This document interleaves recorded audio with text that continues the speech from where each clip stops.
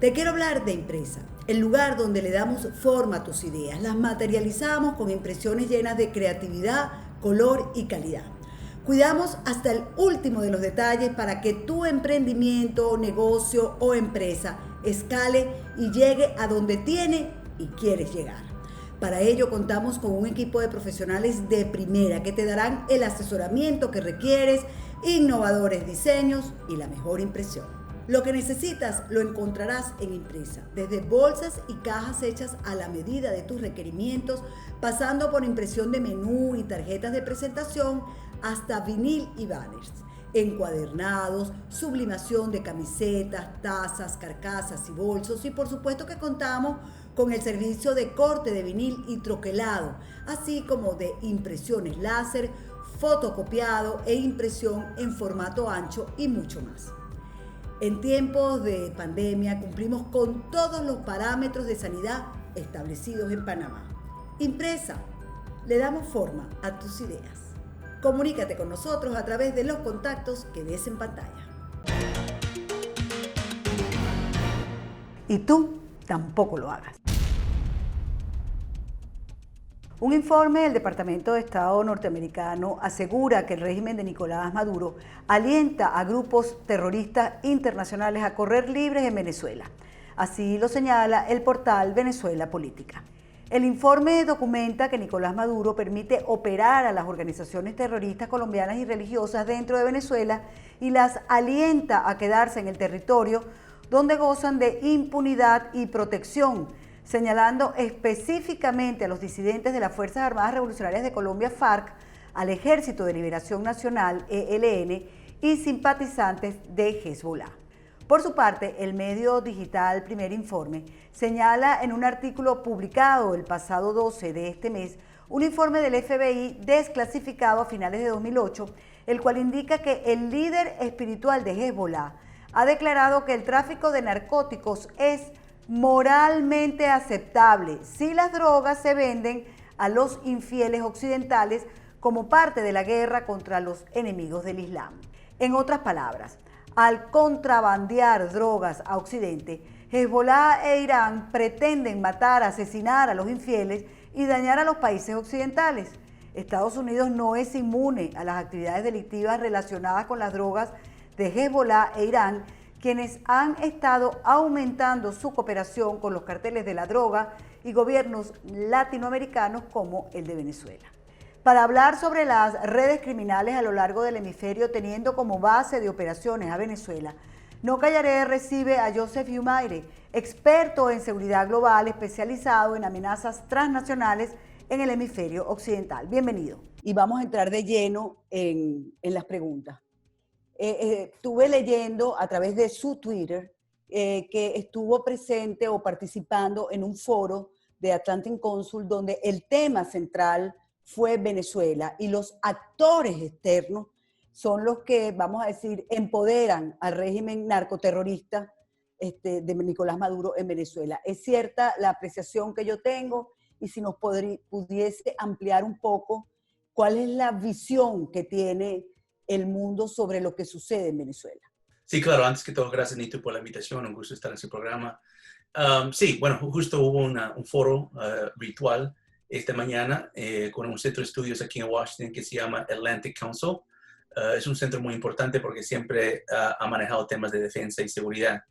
Entonces, dentro de este foro, el almirante Craig Fowler, que es el jefe de Comando Sur, la división de las Fuerzas Armadas que maneja o monitorea América Latina, habló y dijo que el centro de gravedad del conflicto y la crisis de Venezuela son los actores externos, que el régimen de Maduro sobrevive y mantiene su poder por su apoyo internacional, principalmente de los actores Rusia, Irán, Cuba y China, es lo que se mencionó. Entonces, este foro habló un poco de ese tema. Había un informe que se publicó recién por un experto, Douglas Farah, y creo que esto es el enfoque de muchas conversaciones que se está teniendo hoy en día en el gobierno de Estados Unidos entre las varias agencias, porque durante el transcurso largo de año y medio se ha visto que Maduro permanece y resiste a pesar de las sanciones y las otras herramientas que se ha puesto para presionarlo. O sea que Venezuela, Joseph, se ha convertido en el centro de operaciones de la criminalidad internacional. Y cuando hablo de la criminalidad, hablo de terrorismo, narcotráfico, tráfico de minerales ilegalmente.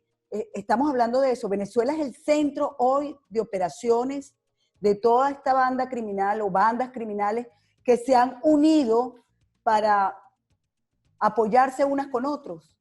Sí, sí, correcto. Y por lo menos en el hemisferio occidental, en el parte del mundo donde nosotros vivimos, en América Latina, Estados Unidos y Canadá, Venezuela es el epicentro de todo algo que se llama la convergencia.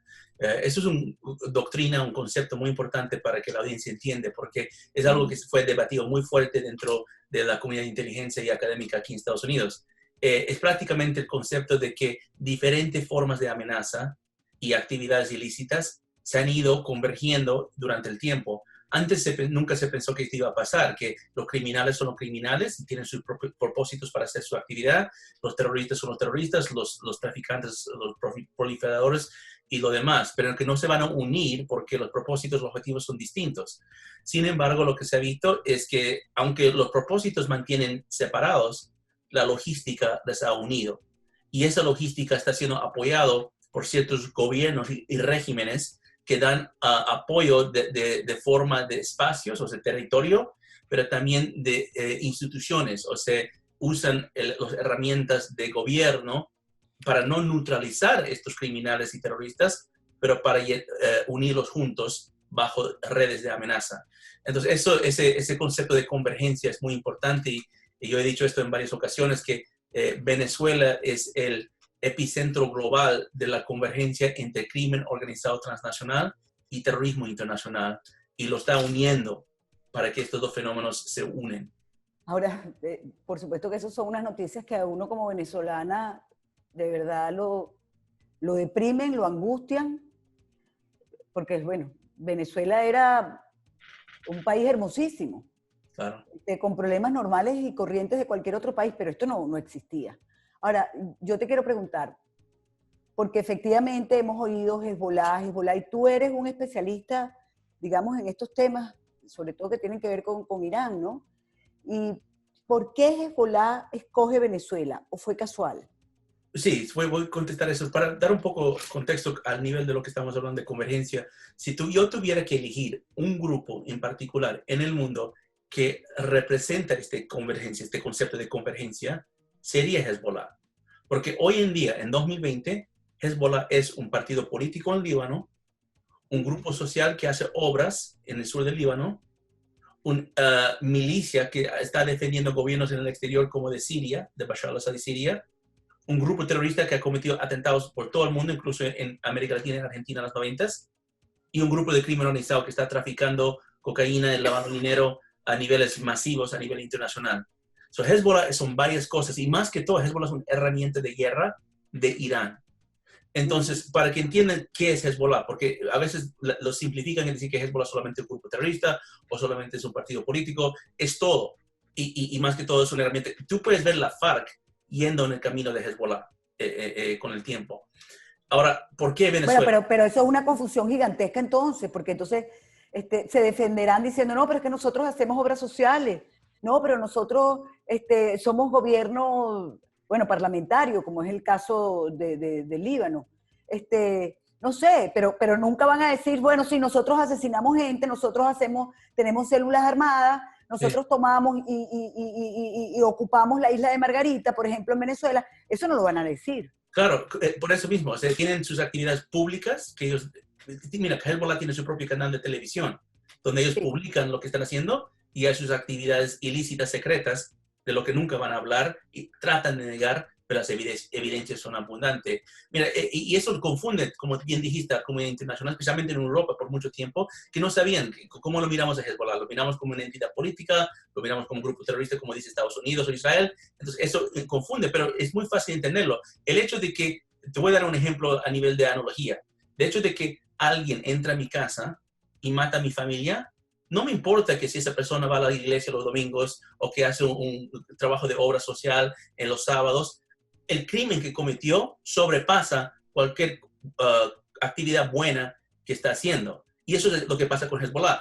Claro, hace algunas cosas buenas en Líbano, pero también ha hecho barbaridades a nivel internacional, incluso en Líbano.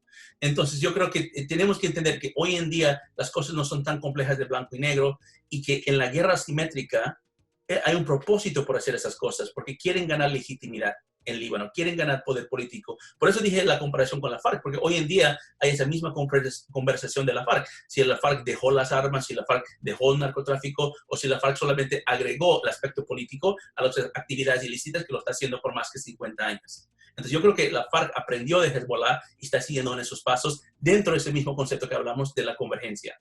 Pero, ahora, antes de que me respondas lo de Venezuela, ¿por qué sí. Venezuela? Te quería preguntar.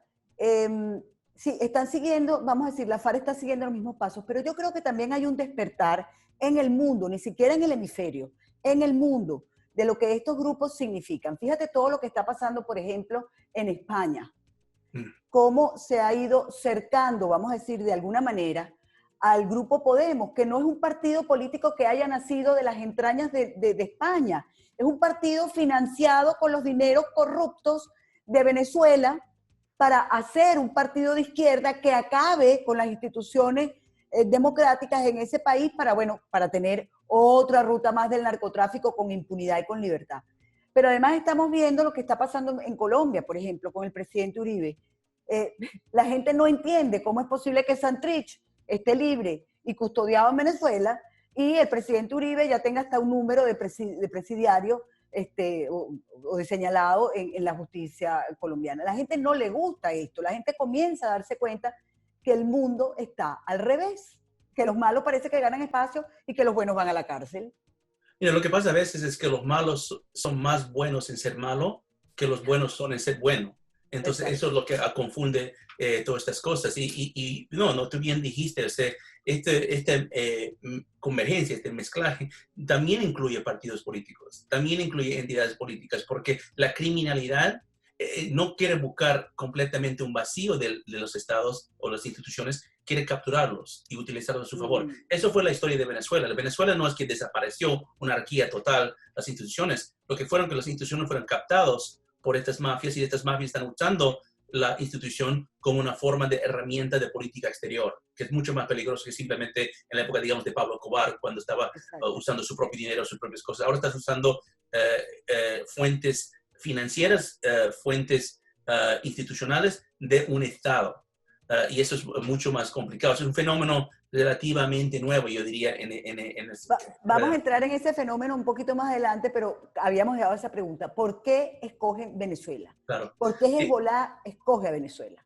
Bueno, dentro de ese marco, ¿no? Que Hezbollah entiende, desde el primer día, Hezbollah entiende que tiene que tener presencia mundial por dos razones. Porque hay más libaneses fuera del Líbano que en Líbano, y 14% del Producto Interno Bruto del Líbano es manejado por remesas. Entonces necesitan atender a las comunidades como cualquier mafia, como los islandeses, como los italianos, tienen que ir a la diáspora para construir redes de financiamiento.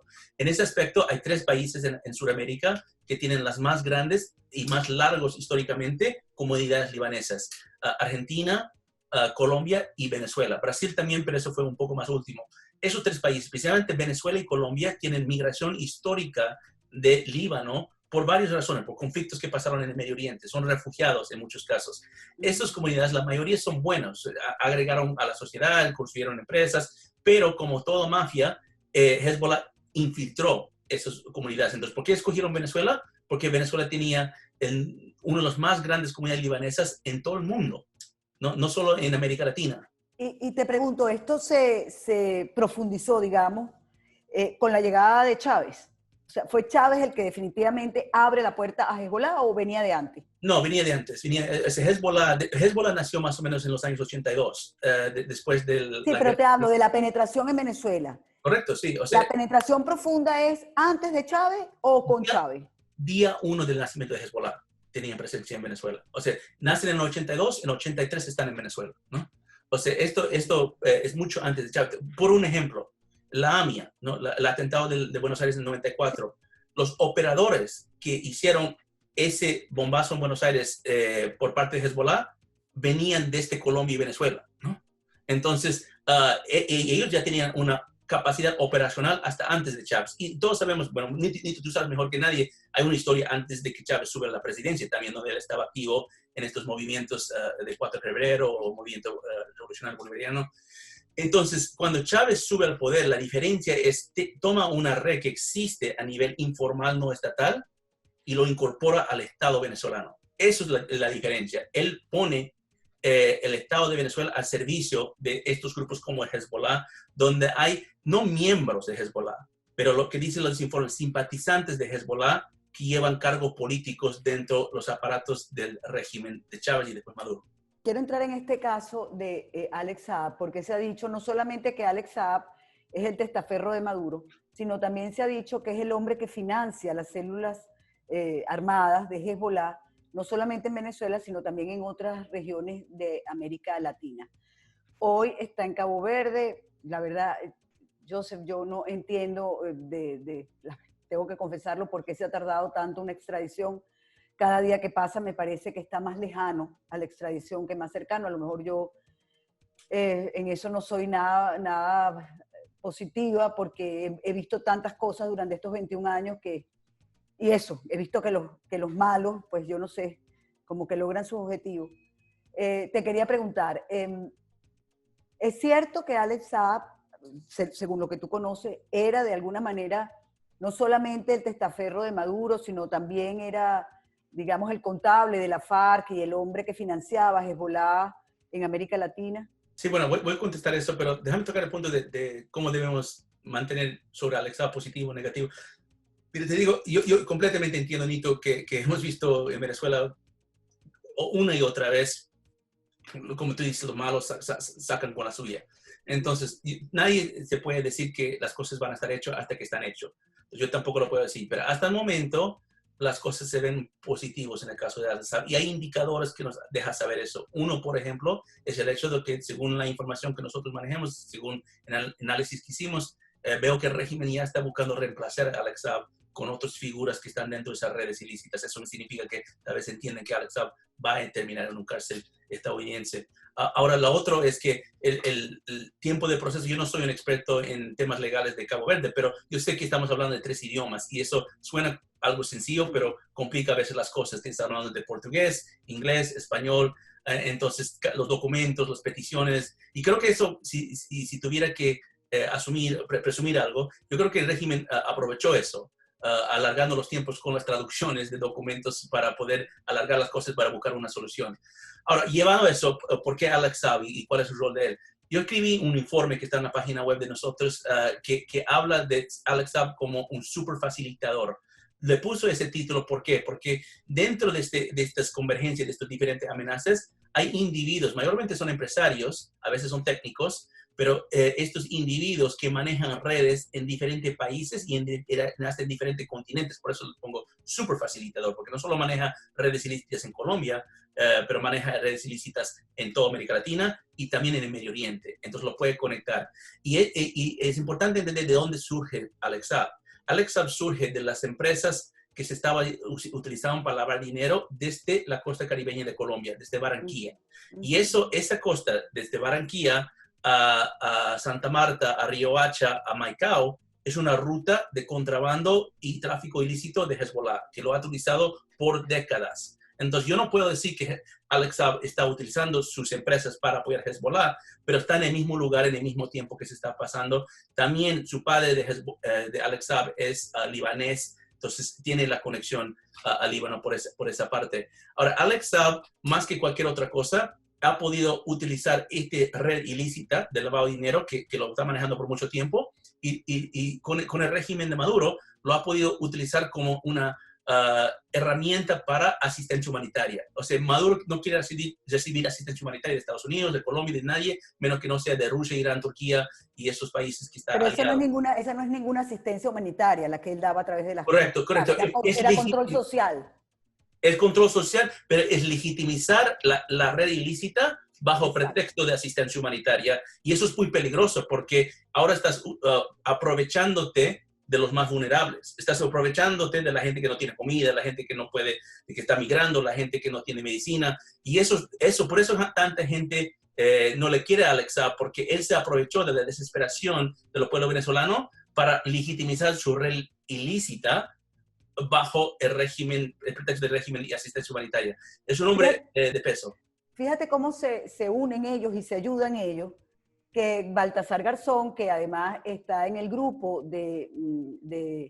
digamos, consultor jurídico del Grupo de Puebla, que tiene que ver con el Foro de Sao Paulo, con la Internacional Progresista y con todas estas cosas izquierdosas que terminaron siendo un grupo de bandidos.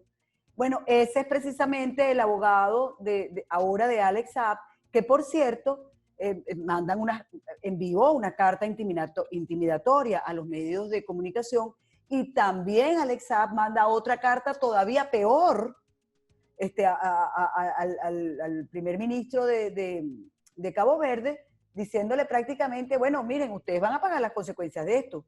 Vean bien lo que están haciendo, porque además nosotros podríamos, es más, dice, Venezuela podría ayudar a Cabo Verde 100 veces más de lo que lo haría los Estados Unidos. Y yo sencillamente me pregunto, qué barbaridad lo que esta gente dice. Un país que está hambreado, donde la gente se cae muerta del hambre, literalmente, y estos van a decir que para salvar a este señor le vamos a dar todo el dinero a Cabo Verde. O sea, ¿qué es esto? Y que la comunidad internacional, Joseph, esto es lo que más me impacta, no hable fuerte, duro, los organismos internacionales, fuerte y duro, sobre estas amenazas a un gobierno legítimo, además, que es una de las democracias más transparentes y más sólidas de África y del mundo.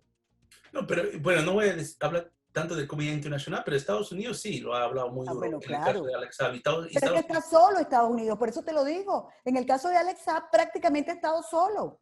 En cierta forma, sí, pero también hemos tenido mucha cooperación con Colombia, se ha visto también cooperación con Panamá.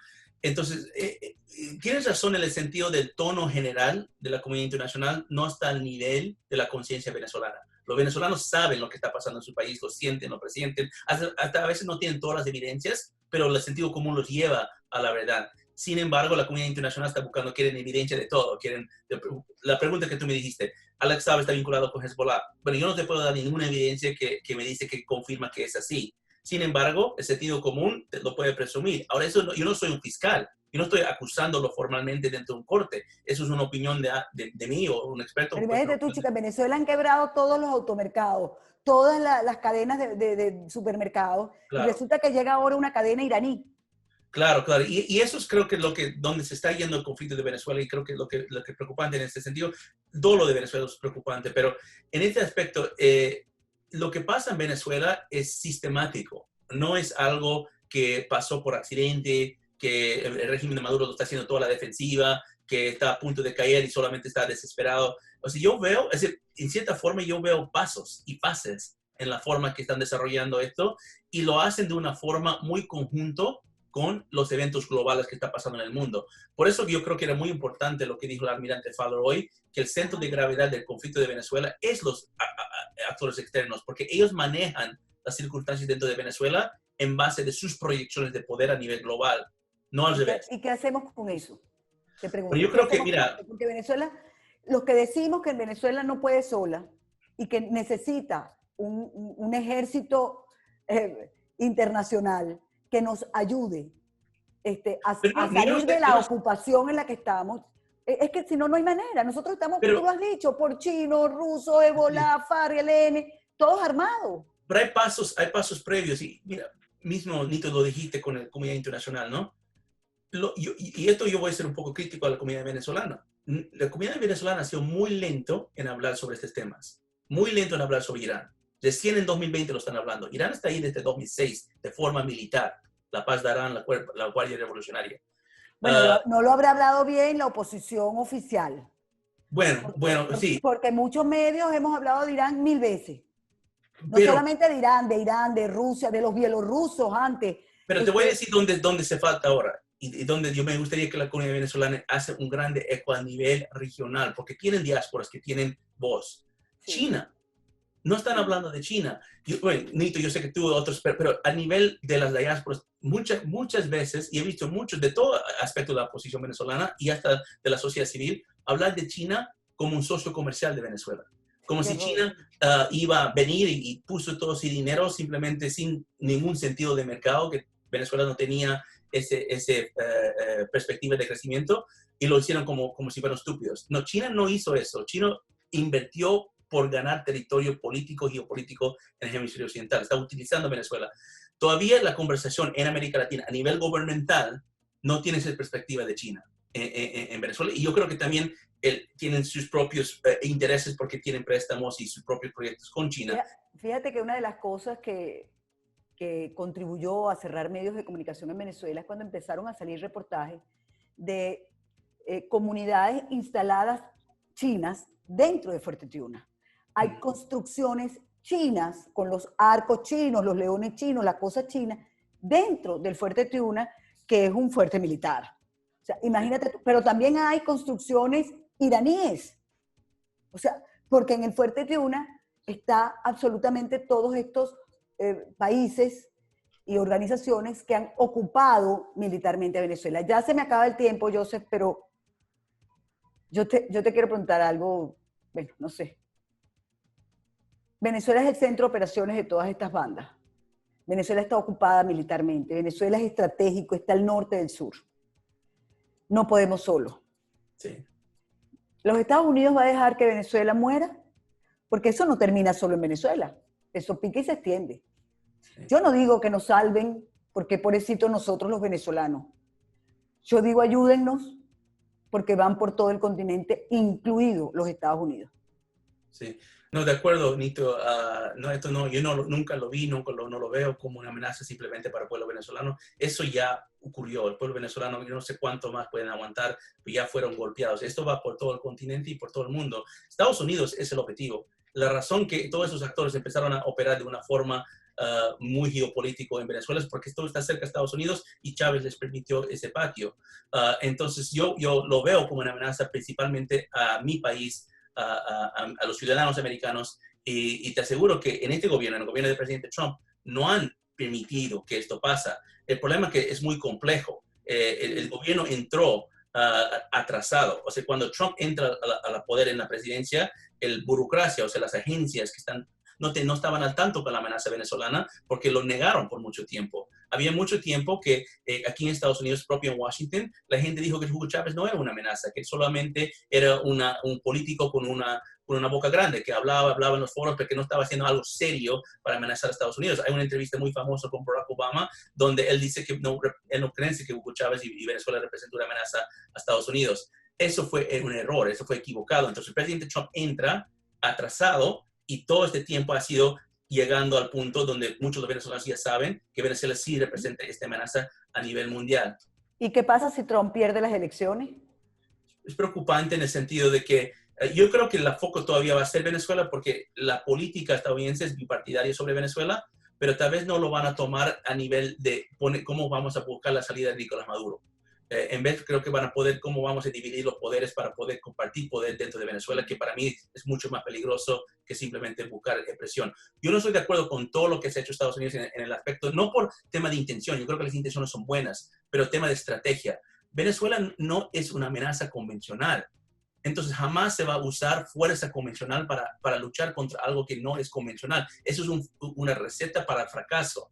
Y la intervención militar, sanciones, todas esas herramientas son diseñadas para amenazas convencionales. Entonces tenemos que tener otras herramientas, buscar mucho más amplio, y eso no requiere solo Estados Unidos.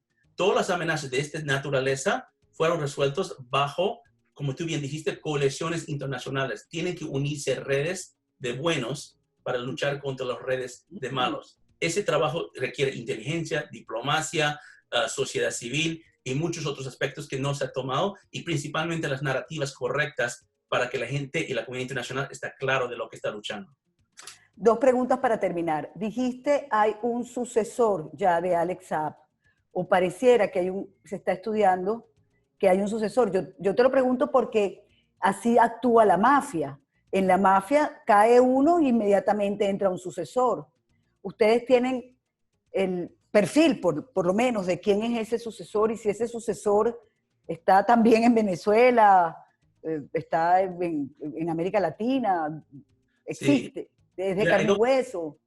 sí, sí, estamos estudiando y pronto creo que vamos a poder hablar de esto, pero hay perfiles que se mira cuando se busca a alguien que puede reemplazar a Alex Saab. Uno es que tienen que tener conocimiento de Medio Oriente, porque eso era el enfoque del trabajo de Alex Saab. Y dos es, tienen que manejar grandes redes ilícitas de lavado de dinero. Entonces, hay dos criterios donde se puede poner una larga lista de personas que podían tomar ese cupo. Entonces, hemos analizado para ver, y más que todo lo que nosotros hemos visto, han habido información que nos vino de fuentes que dice que el régimen Maduro estaba buscando también ese tipo de reemplazo. Y ya para terminar, te pregunto, todos estos temas que tú y yo hemos hablado, si uno los hablaba hace 2 años, 3 años, le ponían a uno el mote de radical, de exagerado, etcétera, etcétera. Yo no me imagino que no te dirían a ti. Eh, pero te pregunto, ¿no es bueno, no es positivo que ya existen muchas más personas e instituciones hablando de este tema abiertamente, sin tabúes? Eso nos da una señal de que efectivamente hay una preocupación y que podría haber esa unión de redes de los buenos para combatir esto. Mira, estamos avanzando, eso lo tienen que tener por seguro. O sea, donde estamos ahora es infinitamente mejor de donde estábamos hace 4, 5, 6 años atrás. Mucho habla de 10 años atrás. Entonces, estamos entendiendo mejor la naturaleza del enemigo, estamos entendiendo mejor las alianzas que maneja y estamos buscando más opciones para poder encerrarlos. Por ejemplo, hoy en día, aunque esto parece no relacionado a Venezuela, todo en el mundo está relacionado a Venezuela hoy en día. La alianza que se está formando entre Israel y los Emiratos, que se acaban de firmar un acuerdo, eso puede tener beneficios para Venezuela porque Irán es el enemigo de esa alianza. Irán es el que está apoyando a Nicolás Maduro. Entonces, el mundo globalizado se está achicando y lo estamos entendiendo. Lo que pasa es que los factores políticos, no tenemos que asegurar, América Latina tiene digamos, una época de gobiernos más responsables, democráticos, mayormente de la derecha, que entraron a poder. Desafortunadamente no creo que se aprovechó todo ese tiempo, pero sí se avanzó. Entonces, lo que más preocupante es que si América Latina rebota y va no solamente a la izquierda, pero a la ultra izquierda, y entra gente como Petro en Colombia, o Evo Morales otra vez en Bolivia, o alguien saca a Bolsonaro de Brasil, si llegamos a esa posición donde estuvimos en 2009 en América Latina, esto va a ser muy difícil. Entonces, los venezolanos tienen que entender que no solo enfoca en lo que va a pasar dentro de Venezuela, las elecciones, lo que sea, pero va a importar mucho más lo que va a pasar en América Latina con esas elecciones y esos movimientos que quieren derrocar gobiernos. O sea, si Duque, Bolsonaro y Piñera, digamos, caen, estamos muy limitados en qué podemos hacer sobre conseguir esta colección necesaria para buscar esa solución a Venezuela. Bueno, termino como siempre termino, no podemos solos, no puede solo nadie en el continente. O nos aliamos o nos hundimos. Los demócratas, los patriotas del continente y del mundo, definitivamente. Así es. Precisamente por eso que tú me estás diciendo, mira, vamos a estar muy pendientes, Joseph, de esas informaciones que tienes, que dices que van a aparecer en los próximos días. Vamos a seguir tus redes sociales y vamos a estar pendientes porque esto es un tema que, como tú bien has dicho, no solamente afecta a Venezuela, sino al mundo entero y el objetivo es los Estados Unidos. Correcto. Gracias, Pinto, por la invitación. Gracias a ti, Joseph. Con ustedes, amigos, sencillamente hasta un próximo No Callaré.